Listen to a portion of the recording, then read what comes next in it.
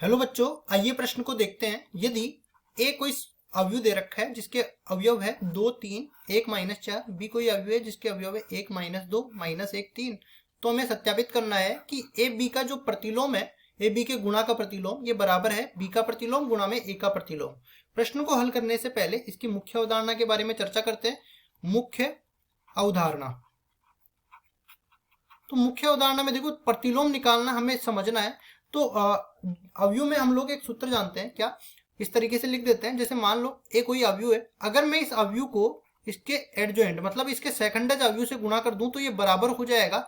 या तो इस तरह से गुणा करूं या चाहे उल्टा करके भी गुणा कर दूं, एडजॉइंट ऑफ ए को ए से गुणा कर दूं तो ये बराबर हो जाएगा ए के सारणिक गुणा में आई के बराबर। ठीक है, अब देखो क्या करते हैं और आगे इसमें हम लोग ए इनवर्स का दोनों तरफ गुणा कर देते हैं। मान लो इस समीकरण में ए इनवर्स का गुणा कर देते हैं इस तरफ से ए के प्रतिलोम का, तो ए का प्रतिलोम गुणा में ए और ये रह जाएगा एडजॉइंट ऑफ ए, और ये बराबर है ए का इनवर्स इधर से गुणा किया और ये अपने पास आ गया ए का सारणिक और ये आई आ गया। ठीक है, तो अब देखो ये तो पूरा अपने पास ए के प्रतिलोम को ए से गुणा करेंगे तो आई के बराबर हो गया।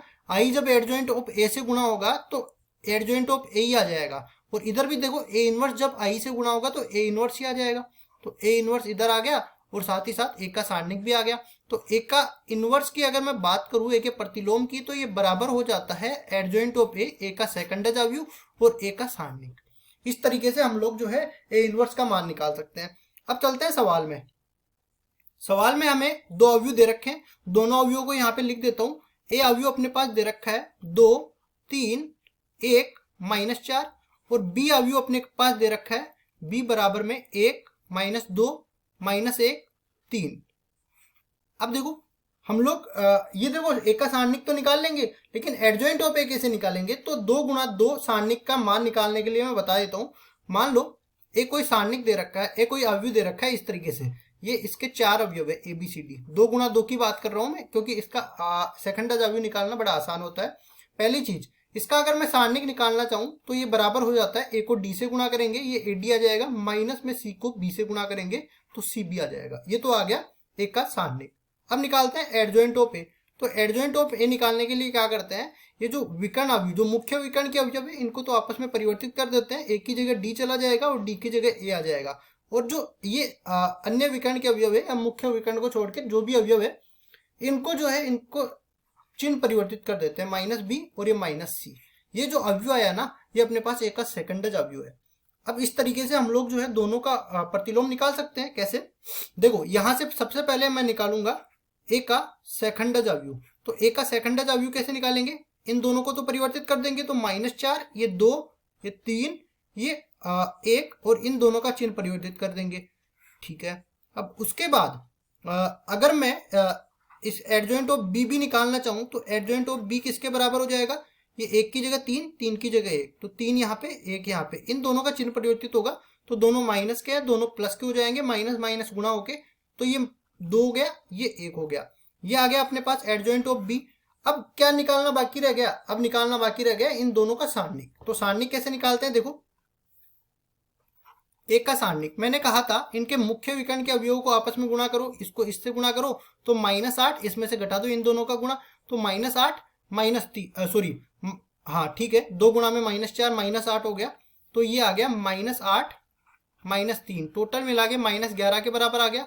इसी तरह अगर मैं बी का सारणिक निकालना चाहूं तो ये किसके बराबर हो जाएगा? देखो 1 को 3 से गुणा किया 3, और यहां से घटाया, देखो इधर ही निकाल लेता हूं मैं 3, और माइनस में जब इन दोनों को गुणा किया तो ये माइनस माइनस प्लस हो गया और 2 बच गया, तो 3 - 2 किसके बराबर हो गया?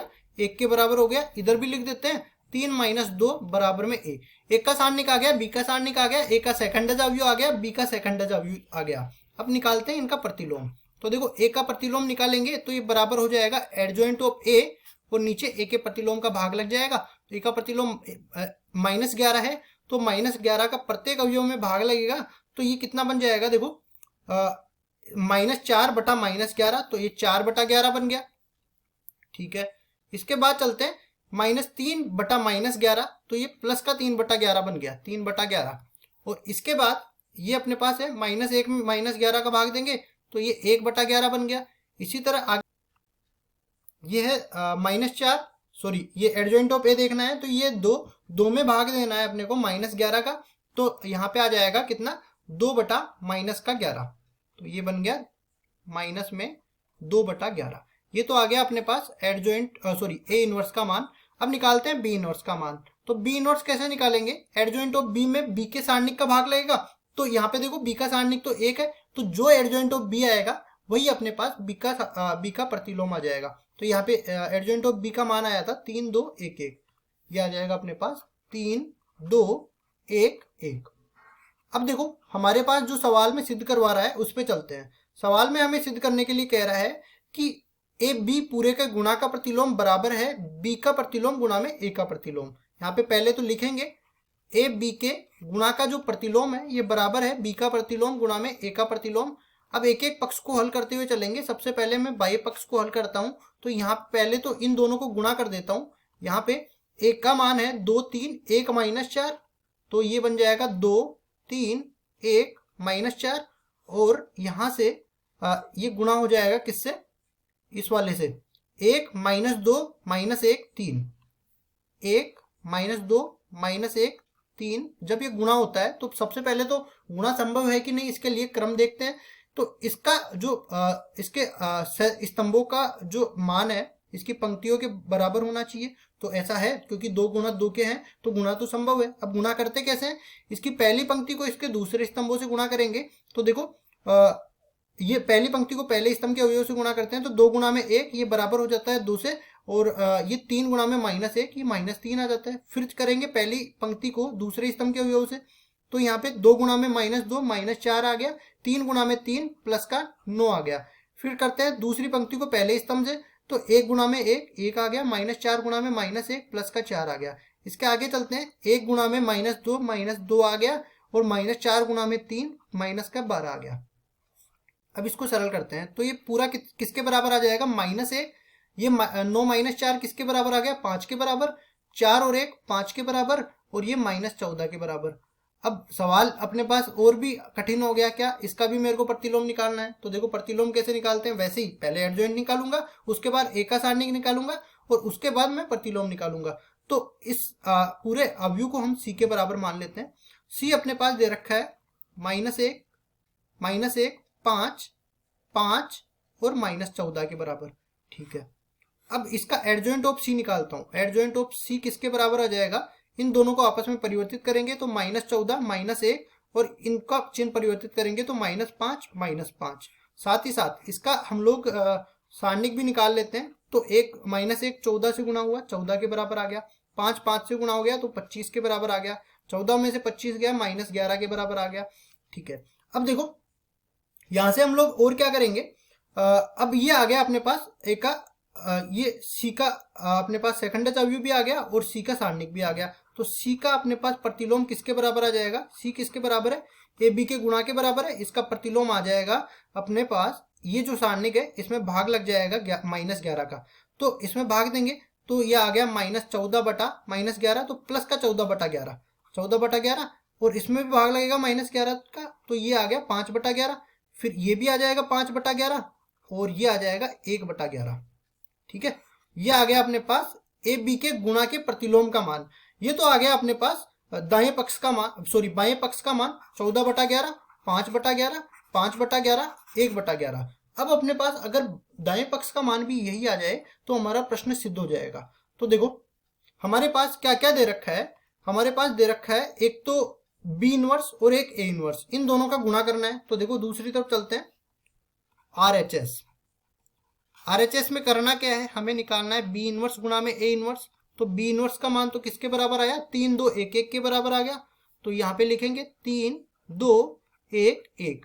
और ए इनवर्स इसका मान किसके बराबर आया, देखो इधर ये अपने पास दे रखा है 4/11 3/11 1/11 और -2/11। तो यहाँ पे लिखेंगे 4/11 3/11 1/11 और माइनस में 2/11। अब इन दोनों को गुणा करते हैं, तो देखो पहली पंक्ति को पहले स्तंभ के अवयव से, तो 3 चौक 12/11, और इसको 2 को गुणा करेंगे 1/11 से, तो प्लस 2/11। इसके बाद में पहली पंक्ति को दूसरे स्तंभ के अवयव से, तो ये 3 तिया 9/11, और यहाँ से 2 गुणा -2, तो -4/11, -4/11। इसके बाद देखो ये 1 गुणा में 4/11 कितना हुआ, 4/11 के बराबर। फिर 1 गुणा में 1/11, तो 1/11 के बराबर। अब 1 गुणा में 3/11, तो 3/11, और ये -2/11। अब इसको आगे सरल करते हैं, तो देखो यहां से ये टोटल मिला के कितना हो गया, 14/11 के बराबर। और ये टोटल मिला के 5/11 के बराबर। ये मिला के बन गया 5/11 के बराबर, और ये मिला के बन गया 1/11 के बराबर। ठीक है, ये आ गया अपने पास RHS का मान। अब LHS का मान क्या आया था, 14/11, 5/11, 5/11, 1/11। और देखो सेम यही मान अपने पास RHS में मिल गया। तो हमने सिद्ध कर दिया यहाँ पे कि LHS बराबर हो गया RHS के 14/11, 5/11, 5/11, 1/11। तो LHS RHS के बराबर आ गया, यही हमें सिद्ध करना था। आशा करता हूं ये सवाल आपको समझ में आया होगा। धन्यवाद।